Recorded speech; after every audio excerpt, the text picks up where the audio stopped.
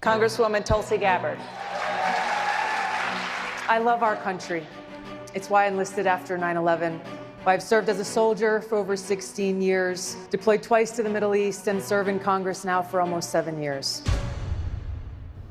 This is also why it makes me so furious, truly furious, when we, as the most prosperous nation in history, responsible for 25% of the world's GDP, have leaders that look us straight in the eye and tell us there's just not enough money for better healthcare. There's just no money to make sure that our teachers are paid properly. There's just no money to invest in protecting our environment, in making sure that we have clean water to drink and clean air to breathe. And this makes me so angry because it is all a lie. Now, before you go off and assume, hey, she's just another Democrat in favor of unlimited spending with no regard for where that money comes from or how we pay for things, let me just say that's not the case. Our national debt is something that we all need to take seriously. And the fact is, both parties have been reckless in allowing our debt to reach what it is now.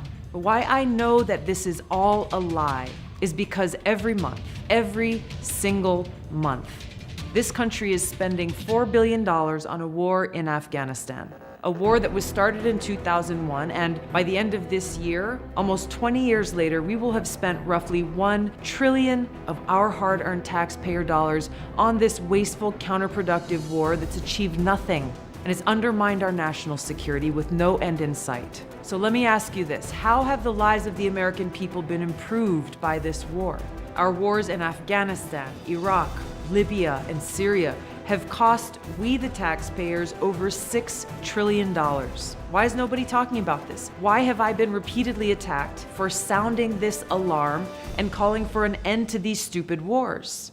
As your president and commander-in-chief, I will end this policy that wastes trillions of your hard-earned taxpayer dollars while making us less safe. I know the cost of war firsthand. I'll make sure every single one of our veterans is treated with the care and respect that they have earned through their great service and sacrifice. As an American who loves the ideals enshrined in our Constitution and Bill of Rights, I will fight to protect every single one of these rights and freedoms that we all hold so dear. Now, while many of my fellow candidates will attempt to make this upcoming election all about Donald Trump, it's not really about him. It's about we, the people. It's about creating a brighter future for our country while never losing sight of the values and principles that truly make our country great. I'm Tulsi Gabbard, and I'm running for president. I'm asking you for your support.